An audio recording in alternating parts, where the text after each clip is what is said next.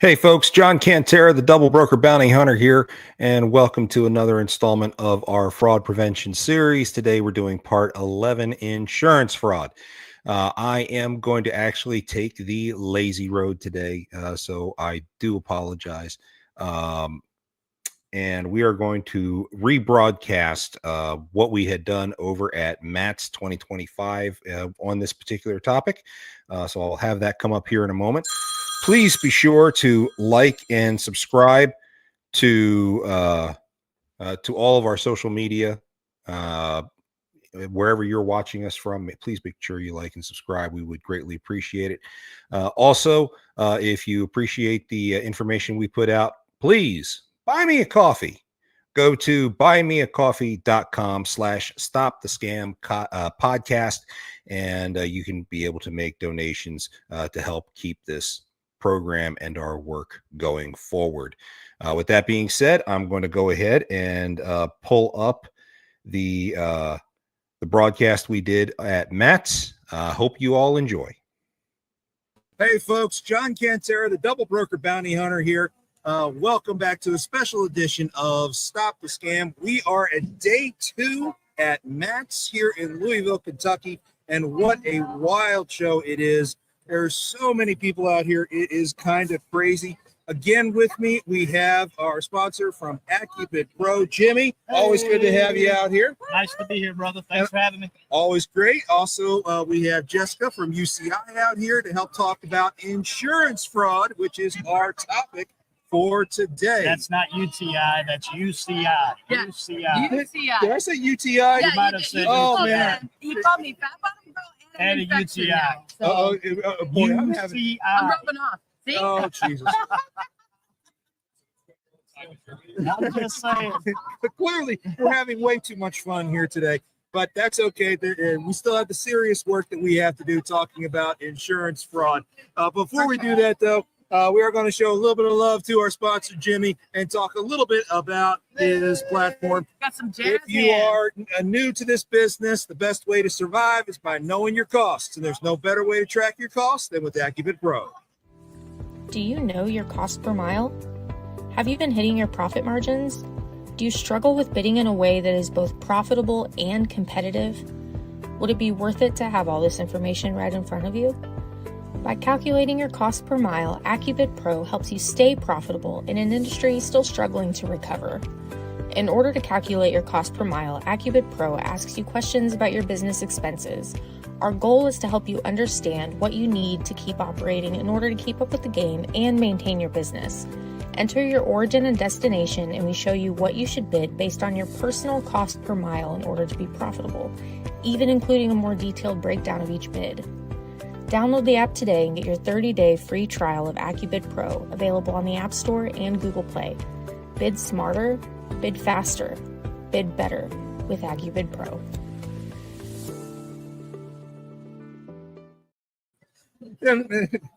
I'm glad you guys don't get to hear the audio when the commercial is running, because it's probably getting a little wrong right now, but that's okay. It's all right. It's perfect. Hey, it's Matt's. It is. It's a riot. This is transportation at its finest. So let's talk a little bit about the insurance piece of what's going on. Some of the problems that exist within this industry are people just don't understand what it is that they're buying when they get themselves an insurance policy. And then they wind up in a whole lot of trouble when they need to go and file a claim. This stuff happens so often, and it's because most people don't even know what questions they need to ask. And that's one of the reasons why we have Jess here to help us out with giving you those questions that you need to be asking your insurance agents. And frankly, if you're looking for an insurance agent, give her a call. I'll give you her number at the end of the show. Okay. The late night text. So, Or just all the time. It's fine. I'll silence the phone. oh, we're having way too much fun here. Okay, so for those of you who are in the industry, you already know what the basic requirements are. FMCSA requires $750,000 surety bond. Oh, that's brokers. I'm talking about brokers. I'm talking about brokers. I'll separate Yeah. that. Come It's on, okay. he's talking about me for a I know. second. Okay. Well, She looked at the slides before we got started, so she was somewhat cheated. prepared. And I didn't want her to be caught completely off guard, so she's got it all internet ready to explode with information, which is awesome. But that's neither here nor there. Brokers are first. And so the broker's $75,000 surety bond is required. If you are a larger broker, dude, get a bigger freaking bond. Yes, sir. Okay, you really need to be able to cover all the loads that you have operating at any given time. Oh, hi. Hi. Just something I like to hear. I don't like working with big brokers who do $75,000 bonds. We had a friend on the streaming. And we have people just walk across the camera all the time. Hey, this like is I said, Matt's, and it's live. and it's Welcome. packed. It Hey. is packed It here. is So, but hey, we're having a bunch of fun. Contingent coverage is also really important for a broker because let's face it, this is a transportation industry, and pardon my French, but shit happens. Shit happens a lot. Shit happens. It's a little touchy and pricey to carry, so you kind of want to wait if your customer really wants contingent coverage. But if you're getting into larger stuff, cover your ass. Get it. It'll save you CYA. that money CYA. later. Oh, yeah. Right? That's the key to all insurance. Is it really truly saves your ass in the end. Yes, it does. Then but really, if you're talking about saving your ass, you also need to have errors and omissions coverage. Is another key component to help protect brokers in the work that they do. That's right. Because let's face it, you guys lose a lot of money on claims. Because whether or not a carrier pays out on it, that doesn't help you very often, does Nope, it does not. I mean, it's everything about this business will break you quick. It's so sad to say, but carriers, you are probably at bigger risk going in here. Now, again, your requirements are $750,000. But we're gonna pause there. liability. Okay, We're here gonna pause comes the there. correction. Unless you're in New Jersey or New York, where it's 1.5 million. Oh my. Also, if you are hazmat or any kind of specialty carrier, you may be required to have that 5 million coverage. That So, hurts my feelings. guys, analyze your operations. And seriously, when you're looking at insurance, talk to a qualified agent who's not just looking to sell you a policy, but is looking to be a partner for you, because those are the agents you really want. Like Jessica. Thanks. You also need to have cargo coverage, and I'm talking about you general haulers that are out there. I know there's some exceptions to the rule. $75,000 coverage is the minimum. A lot of brokers require $100,000. Is that what you have? I get a lot of 250 Yeah. and 500 depending on what they're hauling. Yes. And I'm seeing that more and more on load boards as a dispatcher, them requiring at least $250,000 of coverage. Now, if you see that, a carrier can get a rider for that one particular load. Is that correct? Yes, they can. So they can get a trip charge. Or if you have a good agent and you talk to your agent, it's probably more cost effective for you actually to bump your coverages for the remaining part of the year. The difference in pricing, I have seen it be cheaper to just have it carried for the full year rather than just do the one trip. Really? So, but you got to have your agent that actually, I always just recommend partner with an agent that you trust, that actually truly cares about your business and what's going to fit you best. Somebody who gives a damn. Yeah, exactly. Yes. Somebody who gives a damn. Exactly. Some of the other coverages that's important to have. Bobtail coverage basically helps protect you when you're not under a load. Interchange coverage if That you're was John. I was like, who farted? That was John. Somebody just literally let He- the he air did out, it to and I me don't know what's yesterday. happening. I But tell you, he can't control himself. I've got a gas problem, and it's unfortunately originating from our friends at the Kentucky Highway Patrol across the aisle from us, where they're doing a demonstration on brakes. So, I guess we should have read that sign before we went on. It tells the times. it Oh, does, well. it does. okay. Back to you, John. General liability is also something that's actually very highly recommended that carriers have. I have seen so many listings from brokers saying the general liability is required. That's usually a broker's customer requiring that, but it's still a good form of coverage to make sure you have. Takes care of those slip, trips, and fall hazards and whatnot. You also have errors and omission insurance is also very good for carriers as well, because let's face it, you got to cover your ass. Correct. Believe it. If somebody is going to be able to dodge a claim and pass it on to somebody else, they're going to do it. And I'm sorry, carriers, True. you're probably the ones that the claim is going to end up landing on. So you got to protect yourself. Well, you're the last one in the chain, and let's be honest, you probably have the least money to fight back. That's honestly the truth. I'm And just being honest about it. I mean, if you're the last one to touch it where the paperwork stopped, it's going to fall on your head. absolutely. It's like being the youngest kid, you know, you get worse and worse treatment down the line because the oldest sister got away with murder. The middle child was like a little bit, you get no They privileges say shit because they right skirted it all. Yeah. Up. So Shit rolls downhill, folks. it does. Okay, so some things that you need to be asking yourself. First off, as I mentioned before, a lot of people are underinsured in this industry. You are just not prepared for what it is you're doing. So you need to know your operation inside and out to make sure you've got enough coverage for what's going on. For example, if you're hauling LTL freight or partials, you know, you have that $100,000 policy to deal with cargo, but you asked your broker what the value of the partial that you're hauling is? You may be hauling two partials, and each one is valued actually at $75,000, but you only have $100,000 coverage. Now, if there is a total loss, it's not $100,000 per each cargo; it's $100,000 for the entire group of cargo. For the truckload. So in that situation, somebody is out 50 grand. And I'm sorry, carriers, that's probably you out of pocket 50 grand to finish satisfying that claim if you can't negotiate that 50 grand away. So you've got a lot of hard work you need to do there. And how do you fix those issues? You got to call me. No, you got to call the right insurance agent that truly asks you the right questions, that cares about your business. If you have somebody that you're talking to and they're not asking questions, ask yourself why. Because for our job on the insurance side, as an agent, and we actually have a brokerage, so we have access to many, we want to find you the best fit for your business. What are you truly doing? Where are you going? Are you doing the less than truckload, or are you doing truckload? Because there's a difference in how we need to build that policy to where you truly have your ass Just that part. covered. Oh, absolutely. Absolutely. You guys, again, the shit rolls downhill. And when it comes to claims, carriers are on the bottom. So make sure you protect yourself. Does your insurance have exclusions? You definitely need to know that. And I got to tell you, the carriers I dispatch for, they probably have no idea what their exclusions are. Everybody has exclusions. So you need to know what is covered on your policy, what is not, and avoid cargoes that are not covered under your policy. Oh, excuses. That was bad. That was particularly bad. I'm so sorry. And he's still letting go, people. It's going to be a I have lost control. I completely lost He's control. going to change his underwear after this program. Yes. And they probably want me to change it sooner, too. Brief.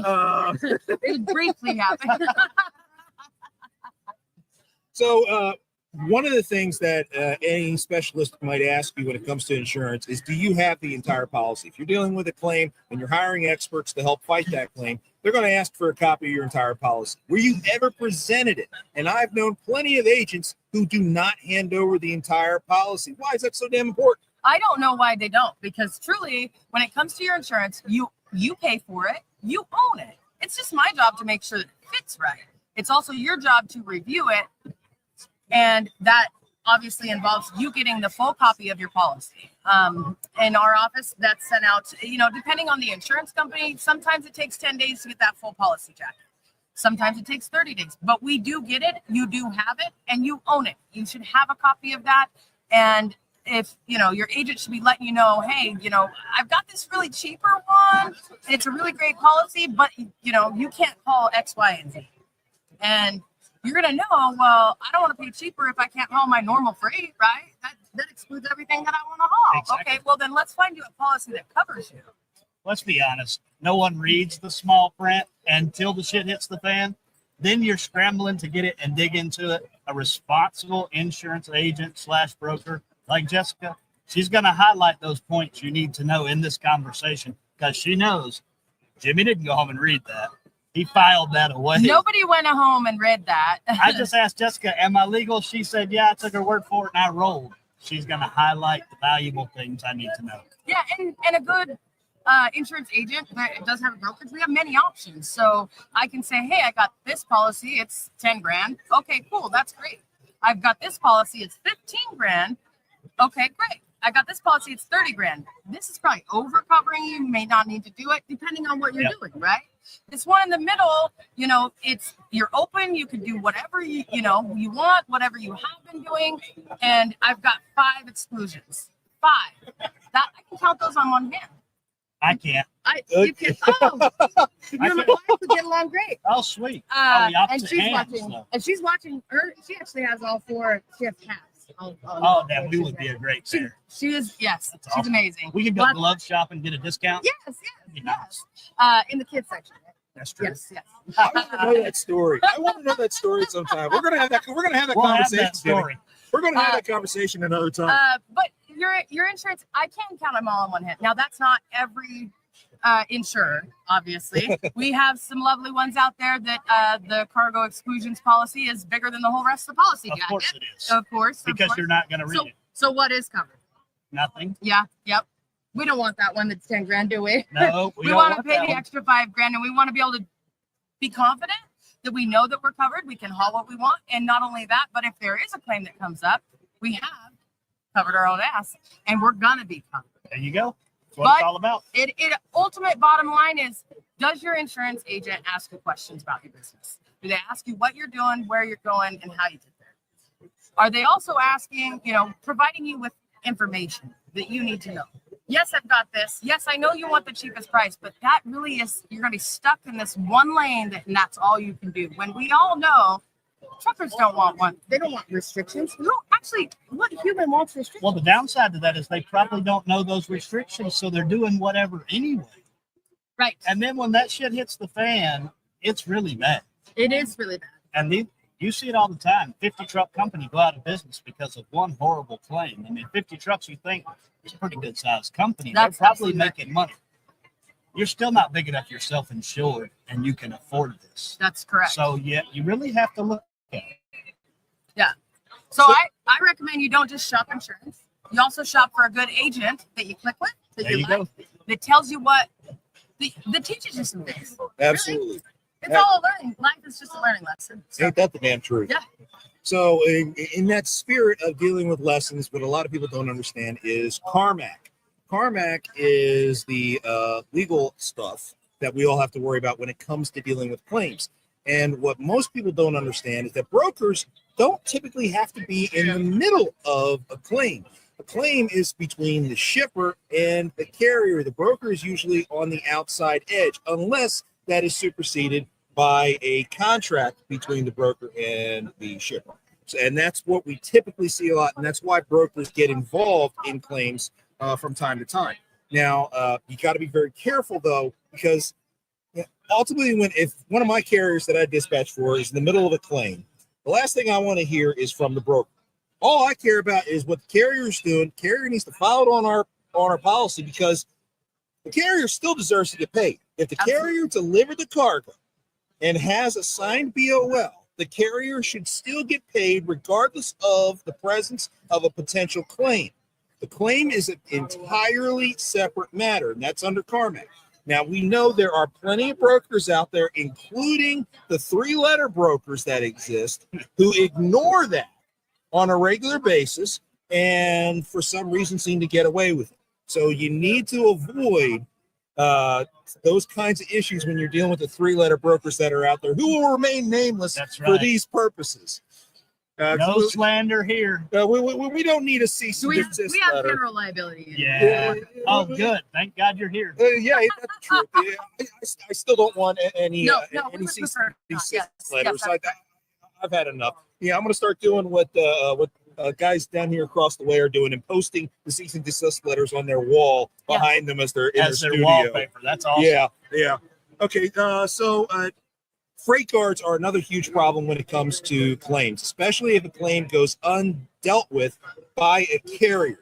Carriers, if you are presented a claim by a broker or their customer, you need to address it. Start addressing it in good faith, because if you fail to, that could lead to a freight guard against you. And of course, a freight guard for failing to deal with a claim is one of the fatal freight guards that exists in this industry. So you don't want to let that happen. Now, if it's not your fault and your insurance company's done their investigation and homework and proved that you are not liable, that's another whole situation. In which case, if the broker throws a freight guard against you, hire an attorney and sue the shit out of them, because they shouldn't be doing that to you. in that case. I do want to throw out there, please, carriers, I know that it's always scary to call and say, hey, this happened, and I don't want my insurance to go up. You're correct. You don't want your insurance to go up. None of us want our insurance to go up. However, if you have a claim, report it immediately. There's a couple reasons why, and I'm only going to touch on a couple, but number one, your memory is best served to you fresh. Absolutely. Once, a couple days go by, what were those details again? Because I've had 500 other things happen since then, and I can't really remember. They get a little lost in the wash. Right? Hell, I can't remember what the hell I did 10 I minutes ago. can't either. I remember what you did 10 minutes ago. Oh, Everybody yeah. heard it We live. heard Oh, it. It was live. Oh, that's right. Yeah, so I'm good. I remember that. Mhm. Anyone got my gas X? No, get that claim in. Just call immediately. If you're not at fault, your insurance company, you pay for insurance, they will protect you. That is their job. Or they're going to pay for the claim and they're going to put you back on the road. Either way, you're not going to have that break and stop where you aren't making money, because that doesn't get us anywhere, right? So immediately file that claim. Late reported claims will hurt you. Yeah, Does it hurt? Quick question from the broker side. Does it hurt worse if I have to call and make that claim? Oh, Because Joe Carrier didn't bother to say, hey, I damaged this side by side because it fell off my trailer.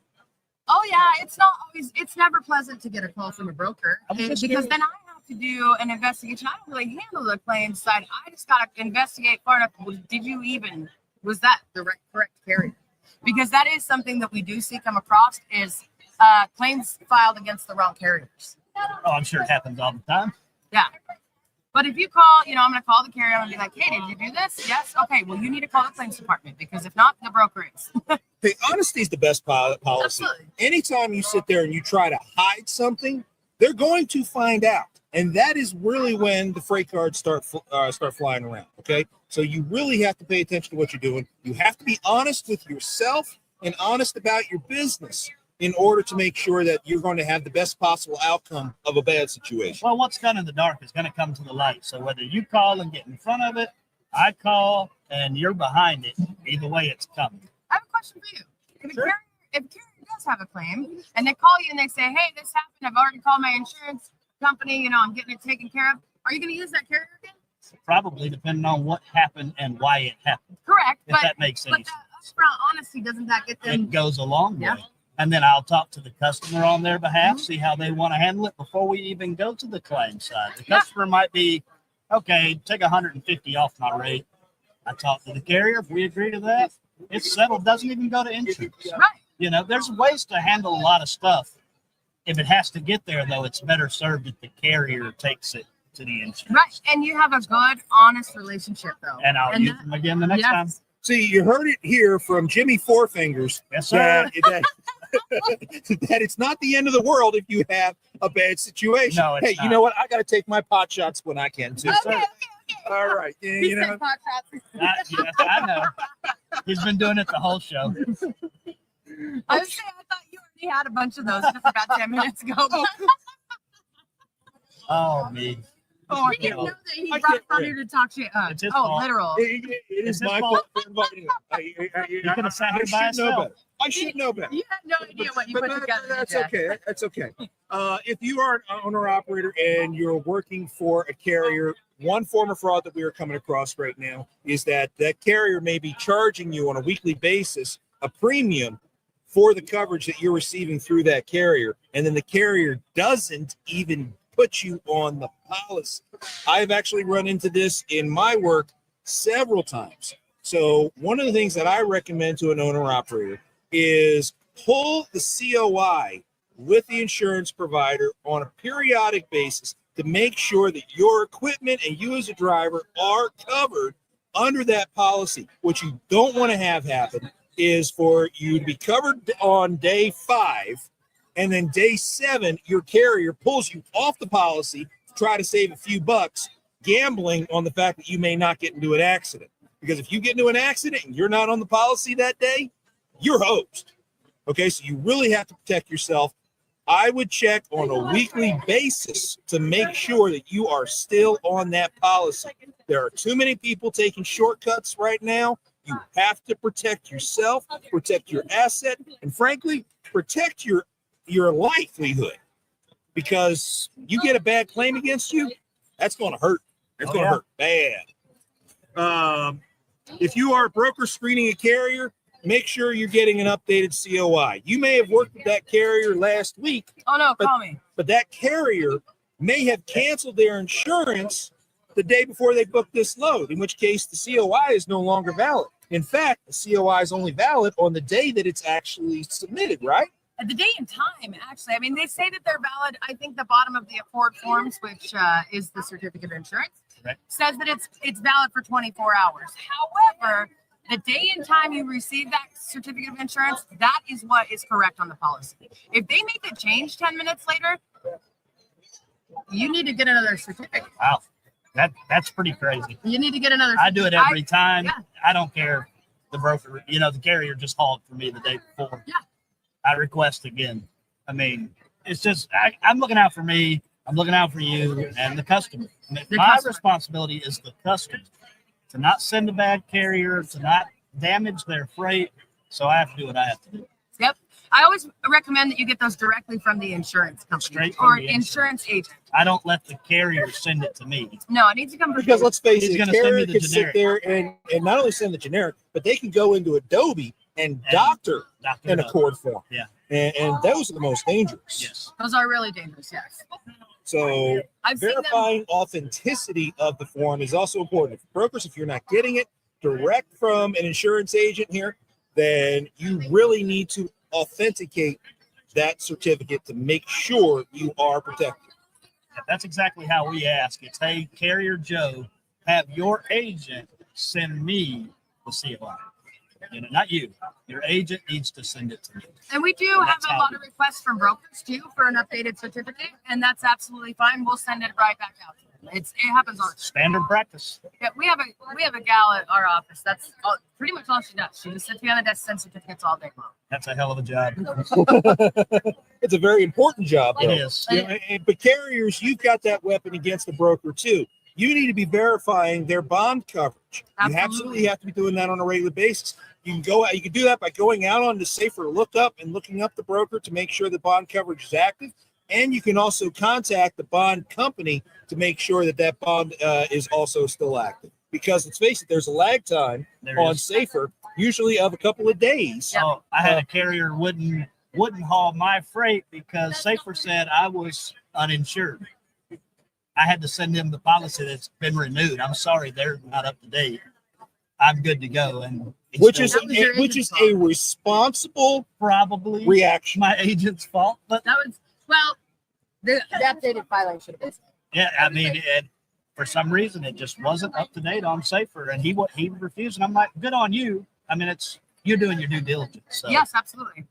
So if you are looking at this information, you need to make sure that you're working with an agent who specializes in the transportation industry. Because if you're dealing with an agent that does just general policies, they may not understand that it takes time for those filings to get processed through FMCSA so that they show up in Safer. And we have seen carriers go through the same issue you just did. You got to prove the insurance. It's crazy that way.